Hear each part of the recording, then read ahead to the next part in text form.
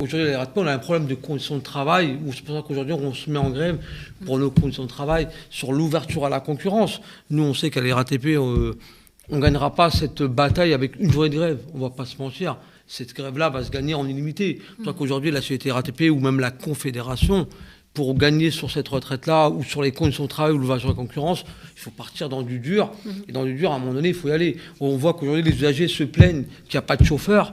Tout simplement, c'est que la plupart des chauffeurs ont démissionné de la RATP. On voit que nous avons choisi nos conditions de travail et que plus personne ne veut venir travailler à la RATP. Moi, je suis rentré en 2004, c'était une belle boîte.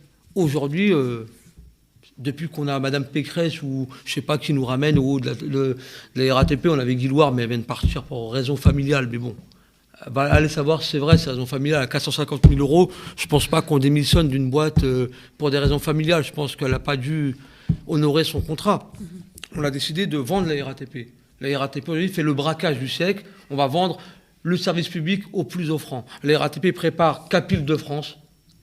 Cap Île-de-France est sa propre boîte pour acheter les parts de marché en 2024. Pour l'instant, qu'est-ce qu'elle fait? Elle fait tourner ses bus à moins, c'est-à-dire à moins 25%. Plus personne ne prend les bus. Il y a des retards de 40-45 minutes. Pas parce que les chauffeurs, il n'y en a pas. C'est que les chauffeurs démissionnent. Quand un chauffeur rentre à la RATP avec son permis D, on lui dit on va vous payer 1 400 €. Mais non. Justement, Valérie Pécresse souhaite revaloriser la profession de conducteur de bus afin d'attirer les jeunes et les demandeurs d'emploi. C'est l'objectif du plan qu'elle a présenté ce mardi. Alors, cette annonce vous a fait bondir. On a vu votre tweet, Ahmed Berahal, Madame Pécresse, des chauffeurs de bus, il y en a, mais ils démissionnent vu les conditions de travail. Salaire gelé depuis 10 ans, privatisation. Pas pour une question de permis dévalorisé, on est des professionnels de la route, alors augmenter nos salaires contre cette vie chère. Est-ce qu'elle vous a répondu, Valérie Pécresse? Non, j'aurais bien aimé qu'elle me réponde depuis le temps que je lui envoie des tweets. Moi, Madame Valérie Pécresse, j'appelle quand même, on l'a mis à la tête de l'IDFM, c'est quand même indirectement la fossoyeuse d'un service public. Elle parle de mettre des machinistes, de former des gens qui ont 18 ans à la conduite. Mais on a des machinistes. Il y en a plein qui ont des permis D. La RATP est la première qui forme elle-même ses propres machinistes. On a une auto-école à la RATP qui forme. Moi, mon permis D, il est reconnu. C'est un diplôme que j'ai. J'ai pas besoin d'entendre Madame Pécresse pour dire revaloriser notre permis. Non, c'est pas revaloriser notre permis. Revaloriser surtout les salaires. Quand des gens qui rentrent à la RATP pour 1 400 € pour se dire on va travailler de 4h15 du matin et finir à 14h, il n'y a plus de vie de famille. Et je ne parle même pas des 2 fois. Le 2 fois, c'est on fait 3h le matin, 4h l'après-midi. La personne a fini à 20h le soir. Madame Pécresse, elle ne connaît même pas le boulot. Si elle devrait au moins venir voir qu'est-ce que c'est conduire un bus, au lieu de nous dire je vais embaucher des gens qui ont 18 ans, leur faire une formation CAP. Mais tout ça, on a déjà à la RATP. Si vous augmentez les salaires de 300 ou 400 € dû à l'inflation, on vous rassure qu'il n'y aura personne qui va partir de la RATP, modifier les conditions de travail. Elle nous a rajouté 1h30 de plus gratuitement, relaisser les conditions de travail. Elle s'amuse à nous dire qu'en 2024, on va être revendu. Mais si vous stoppez tout ça, mais les gens resteront à la RATP. La boîte, moi, ça fait 19 ans que je suis dedans. Toutes les personnes qui rentrent aujourd'hui sont en CDD. La personne, elle fait 5 de CDD et elle se sauve. J'ai croisé un machiniste ce matin. Il me dit, Ahmed, il a 13 ans de boîte. Il me dit, ouais, je lui dis, comment tu vas? Il me dit, ouais, ça va. Il me dit, ouais, j'ai donné ma démission. Et je lui dis, pour quelle raison? Il m'a dit, écoute, moi, j'ai une vie de famille, j'ai des enfants. Depuis le 1er août, on a changé mes conditions de travail. Moi, j'ai plus de vie. Je prends ma voiture à 4h du matin, je rentre chez moi, il est 15h avec les bouchons, j'en peux plus, mais je donne ma démission et j'irai voir ailleurs. La RATP n'est plus attractif. Il faut remodifier ce que Mme Pécresse est en train de mettre en place. Vous le disiez, le gouvernement peut reculer et pourtant Emmanuel Macron cherche il a son arme magique, le 49.3. Il est même... En tout cas pour s'opposer, pour pouvoir faire passer de force ces réformes. Il s'apprête même à, pourquoi pas, dissoudre l'Assemblée nationale. C'est ce qu'il a confié lors d'un dîner hier à l'Élysée. Comment comptez-vous justement réagir à ce passage en force? Moi, je pense que si on voit dans beaucoup de pays du monde, toute révolution, on retire des gouvernements. Et aujourd'hui, si on a un Macron qui pense que son 49.3... c'est son joker ou son as de pique, peut-être qu'il doit jouer au poker. Je pense que pour le peu qu'il ne va pas au Maroc bronzer, maintenant il s'est mis au poker pour nous sortir son 49.3. Je pense que la seule chose pour le faire sortir lui-même de son gouvernement, parce qu'il dit qu'il va dissoudre l'Assemblée. Mais nous-mêmes, le peuple et la révolution peuvent aussi le dissoudre et lui dire qu'on est dehors. Qui c'est qui va accepter d'aller bosser jusqu'à 65 ans pour une retraite de misère? Qui c'est qui va accepter ça? Aujourd'hui, les frigos, ils sont gelés. Il n'y a plus rien dedans. On nous a dit, il faut serrer la ceinture. Les frigos sont gelés. Les loyers augmentent. Tout augmente. Bah, après, celui qui subit le plus, c'est quand même la classe ouvrière. La classe ouvrière, elle n'est pas bête. À un moment donné, si toute cette classe ouvrière descend dans la rue, tous ces patrons qui ont des yachts, ben, ils n'ont qu'à aller bosser à notre place. On verra bien comment ils vont faire tourner leurs usines. À part mettre des yachts, du gasoil et du champagne, je ne sais pas, dans les Bahamas, mais qui reste dans les Bahamas. La révolution, c'est nous, et ils pourront faire ce qu'ils veulent. Sur 49.3, il faudrait mettre une vraie pression et que tout le peuple se soulève et dire on va dans la rue, nous on ne veut pas les bosser jusqu'à 65 ans, quoi qu'il arrive, et que s'il veut dissoudre toute l'Assemblée, mais il n'a qu'à dissoudre toute l'Assemblée, lui avec, tant qu'ils sont, et nous on sera avec lui. On sera là pour dire que c'est le peuple qui décide et non un mec tout seul qui a 45 ans, qui a décidé de nous mettre la misère. Et pour le peu, c'est pas sa faute, c'est la faute de l'Ukraine, on met tout sur le dos de l'Ukraine, et pour le peu, c'est plus la faute de la France. Maintenant, bah, je ne vais pas raconter des cracks, mais à un moment donné, pas qu'ils nous prennent pour des cons.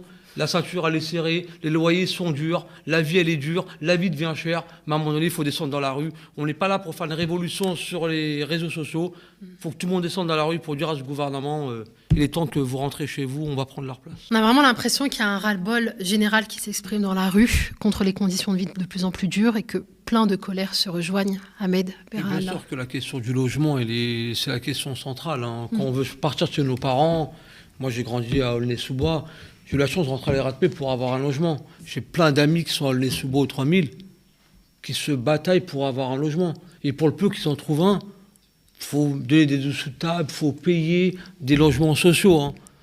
Normalement, un logement social, quand on postule, il n'y a pas besoin de donner de dessous de table à je ne sais pas qui à la mairie. C'est toute une magouille.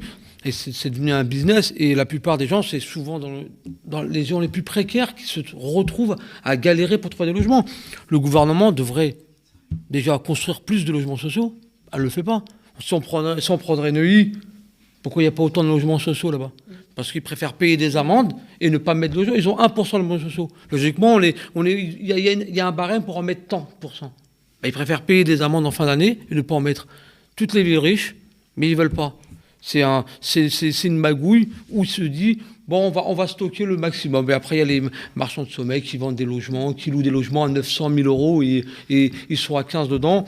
Ça, faudrait trouver un système. Ce système-là, c'est les gens qui sont dans ce gouvernement dire il est temps de construire des vrais logements et ne pas vendre des logements à des dessous de table et faire une vraie réalité sur les logements. Et moi, je vois, et c'est une grosse problématique. Comment sortir de ce souci-là ? C'est déjà bloquer les loyers. Comment on peut se retrouver à payer un studio à 800 ou à 900 euros ? Un studio ?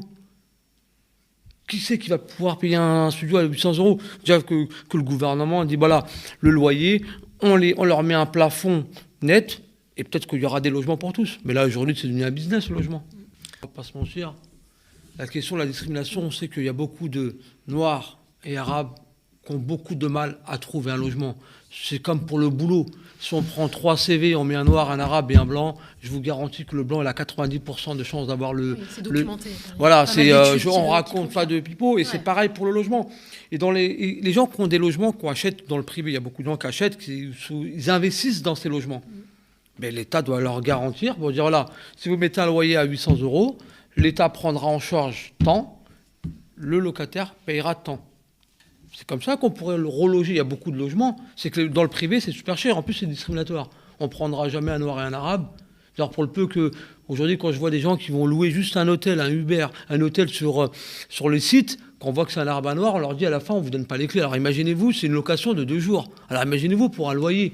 C'est pour ça que déjà, il faut se battre contre cette discrimination qui est quand même raciste sur les demandes de logement, où les gens qui donnent le logement préfèrent un nom, un Jean-François, qu'un Mamadou ou un Rachid. Et c'est la réalité, c'est pas moi qui l'invente. Lutter contre la vie chère, vous le disiez, lutter contre... et plafonner les loyers. Voilà, on peut pas mettre des loyers. Lutter contre le mal logement, lutter contre les discriminations, il y en a des revendications. Il y a une prochaine date, c'est le 16 octobre, la NUPS a appelé à une marche contre la vie chère et l'inaction climatique. Est-ce que vous en serez, messieurs, Ahmed ? Moi, je pense que toute mobilisation, toute marche qui est dehors, comme les Gilets jaunes ou... Ils l'ont fait pendant quasiment 2 mois et les gens ne croyaient pas en eux. Beaucoup de syndicalistes disaient qu'il y avait beaucoup de racistes dans ces rassemblements. Il faut voir quand même, ils ont réussi à tenir le coup. Et pendant 12 mois, ils ont fait quand même trembler le président au point de dire qu'ils allaient venir le chercher par les égouts. C'est-à-dire que toute marche qui va dans notre sens pour cette vie chère, contre la retraite, contre l'ouverture à la concurrence pour nos conditions de travail, on a quelque chose à revendiquer. Les logements, les sans-papiers, je veux dire, c'est un moment où on doit tous se mobiliser. C'est pas la question de savoir est-ce que c'est la NUPES, est-ce que c'est le NPA. Je pense que c'est... Pour moi, je me dis toujours que c'est la politique. Est-ce qu'on met le syndicalisme avec la politique ? La CGT, ils sont tous politiques. Ils ont un parti, il s'appelle le PCF.